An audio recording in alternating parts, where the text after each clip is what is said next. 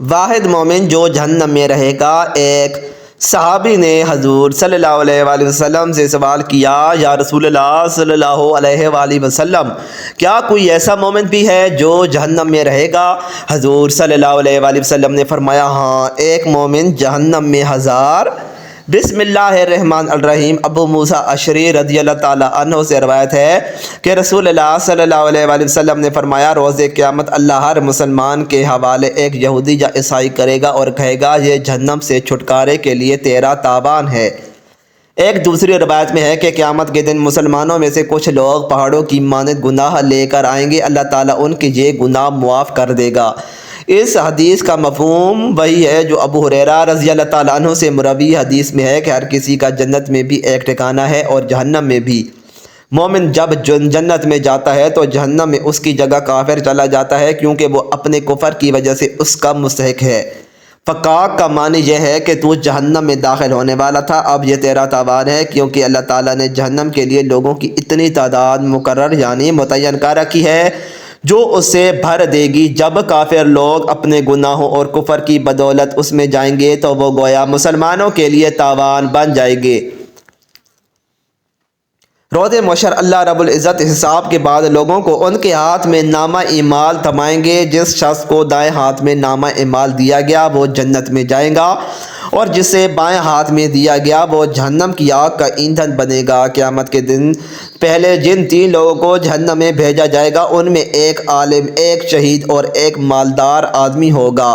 حضرت ابو ہریرہ رضی اللہ تعالیٰ عنہ سے ایک حدیث روایت ہے جس کا مفہوم ہے کہ رسول اللہ صلی اللہ علیہ وآلہ وسلم نے فرمایا کہ اللہ تعالیٰ سب سے پہلے اس آدمی کو بلائیں گے جس نے قرآن سیکھا، اور اس آدمی کو جو بظاہر اللہ کی راہ میں قتل یعنی شہید کیا گیا، اور ایک بہت مالدار آدمی کو۔ تو اللہ تعالیٰ اس عالم سے فرمائے گا کہ کیا میں نے تمہیں اس کا علم نہیں دیا تھا جو کچھ میں نے اپنے رسول صلی اللہ علیہ وآلہ وسلم پر نازل کیا؟ وہ کہے گا، بے شک تو نے دیا تھا اے میرے رب۔ اللہ فرمائے گا کہ تمہیں جو علم دیا گیا تم نے اس کے ذریعے کیا کیا؟ وہ شخص کہے گا، میں دن رات تلاوت کرتا رہا اور اس پر عمل کرتا رہا۔ اللہ فرمائے گا کہ تو نے جھوٹ بولا، اور فرشتے بھی کہیں گے کہ تو نے جھوٹ بولا۔ اللہ اس عالم سے کہے گا، بلکہ تم نے یہ چاہا کہ تمہیں قاری اور عالم کہا جائے، اور لوگوں کی طرف سے یہ کہہ دیا گیا۔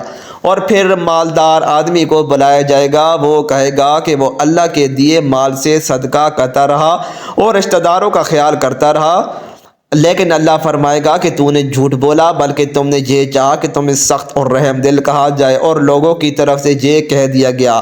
اس کے بعد شہید کو بلایا جائے گا اور اللہ اسے کہے گا کہ تم کس وجہ سے قتل کیے گئے؟ وہ کہے گا، مجھے آپ کی راہ میں جہاد کرنے کا حکم دیا گیا تو میں نے قتال کیا، یہاں تک کہ میں تیری راہ میں قتل کر دیا گیا۔ اس سے اللہ کہے گا کہ تو نے جھوٹ بولا، بلکہ تم نے یہ چاہا کہ تمہیں بہادر کہا جائے، اور لوگوں کی طرف سے یہ کہہ دیا گیا۔ حضرت ابو ہریرہ رضی اللہ تعالیٰ عنہ فرماتے ہیں کہ اس کے بعد رسول اللہ صلی اللہ علیہ وآلہ وسلم نے میرے دونوں گھٹنوں پر اپنے مبارک ہاتھوں سے ضرب لگائی اور ارشاد فرمایا، اے ابو ہریرہ، اللہ کی مخلوق میں سے یہ وہ 3 لوگ ہیں جن سے قیامت کے دن جہنم کی آگ بھڑکائے گا۔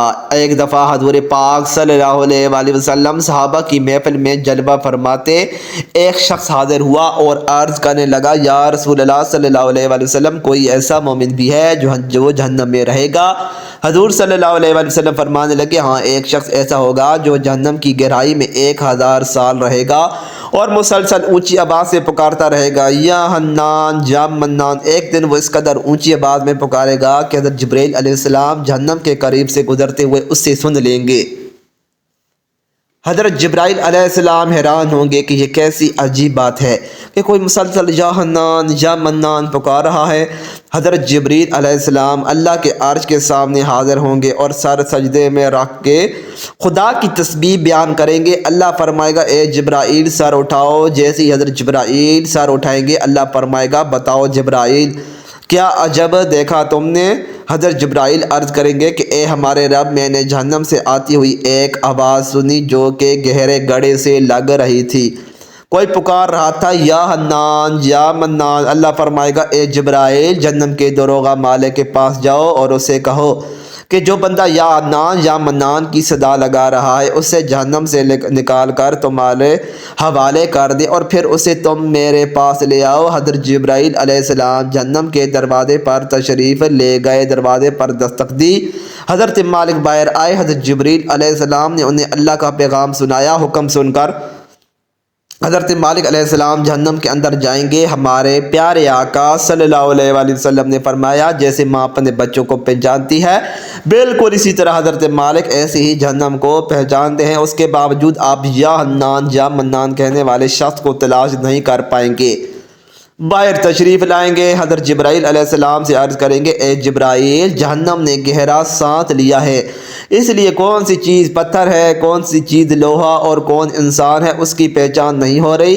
حضرت جبرائیل پھر اللہ پاک کی بارگاہ میں سجدہ کریں گے۔ اللہ پاک ارشاد فرمائے گا اے جبرائیل سر اٹھاؤ، تم یا حنان یا منان کہنے والے کو کیوں نہیں لائے؟ جبرائیل عرض کریں گے مولا دروغ ہے جہنم۔ حضرت مالک نے بھی معذرت کی ہے، کہتے ہیں کہ جہنم نے گہری سانس لی ہے جس کی وجہ سے پتھر لوہا انسانوں میں کوئی فرق نہیں رہا، تو یہ سبھی جل کر کوئلہ بن چکے ہیں، کسی چیز کی پہچان نہیں ہو رہی۔ اللہ پاک فرمائے گا جبرائیل مالک سے کہو میرا بندہ جہنم کے فلاں گڑھے میں فلاں کونے میں اس حالت میں پڑا ہوا ہے۔ حضرت جبرائیل علیہ السلام جہنم کے دروازے پر جائیں گے اور حضرت مالک کو یا حنان یا منان پکارنے والے کا پتہ بتائیں گے۔ حضرت مالک جہنم کے اندر جائیں گے اور دیکھیں گے کہ ایک شخص ہے، اس کے پاس اس کی پیشانی کے ساتھ اور ہاتھ گردن کے ساتھ بندھے ہوئے ہیں اور جہنم کے سانپ بچھو اس کے ساتھ لپٹے ہوئے ہیں۔ حضرت مالک اس کی زنجیر توڑ دیں گے اور جہنم سے نکال کر حضرت جبرائیل علیہ السلام کے حوالے کریں گے۔ حضرت جبرائیل اس سے عرش الہی کے سامنے لے کر حاضر ہوں گے، سر سجدے میں رکھیں گے۔ اللہ پاک فرمائے گا اے جبرائیل سر اٹھاؤ۔ حضرت جبرائیل علیہ السلام سر اٹھائیں گے۔ اب اللہ پاک اس بندے سے فرمائے گا اے بندے کیا میں نے تیری بہترین تخلیق نہیں کی؟ کیا میں نے تیری طرف رسول نہیں بھیجے تھے؟ کیا ان رسولوں نے تمہیں میری کتاب نہیں سنائی تھی؟ کیا میرے رسولوں نے تجھے نیکی کا حکم نہیں دیا تھا؟ تجھے برائی سے منع نہیں کیا گیا تھا؟ وہ بندہ ساری باتوں کو مانے گا، اقرار کرے گا یا اللہ تو نے میری بہت اعلیٰ تخلیق فرمائی، تیرے رسول بھی تشریف لائے، انہوں نے تیرے احکام بھی سنائے۔ اللہ پاک فرمائے گا کہ پھر تو نے فلاں فلاں گناہ کیوں کیے؟ وہ عرض کرے گا یا اللہ میں نے اپنی جان پر ظلم کیا جس کی سزا میں مجھے جہنم میں ڈال دیا گیا، اے اللہ اس کے باوجود میری امید نہیں ٹوٹی، مجھے تیری رحمت سے امید تھی، اس لیے میں یا حنان یا منان پکارتا رہا۔ مولا تو نے مجھے فضل سے جہنم سے نکالا ہے، یا اللہ مجھ پر رحم فرما دے۔ اللہ پاک فرمائے گا اے فرشتوں گواہ ہو جاؤ میں نے اس بندے پر رحم کیا اور اس سے معاف کر دیا۔ ناظرین سب اپنا اپنا محاسبہ کرتے ہیں، کیا ہم میں کوئی ایسا ہے کہ جو کہہ سکے کہ میں اپنے اعمال کا حساب دے سکتا ہوں؟ اپنے اپنے گربانوں میں نظر ڈالیے، کوئی ایسی خوبی یا نیکی جس پر ہمیں یقین ہو کہ ہمیں دوزخ میں نہیں ڈالا جائے گا۔ ہزاروں سال کی باتیں بھی رد ہوتی دیکھی گئی ہیں، تو بس اللہ سے دعا کرتے ہیں کہ اے اللہ ہم جاتے ہیں، اگر ہمارے اعمال کا سخت حساب لیا گیا تو یقیناً ہم نہیں بچ پائیں گے، ہم بے حد گناہگار ہیں، لیکن اے اللہ پاک ہم تیری رحمت کا سوال کرتے ہیں، ہم سے حساب اپنے عدل و انصاف پر نہ لینا بلکہ ہم پر اپنی رحمت اور عطا کا سایہ رکھنا۔ اے اللہ پاک ہماری دعا کو مقبول فرما دے۔ ناظرین مزید اچھی ویڈیوز کے لیے چینل کو ضرور سبسکرائب کریں، ویڈیو کو لائک اور شیئر کرنا نہ بھولیں۔ شکریہ۔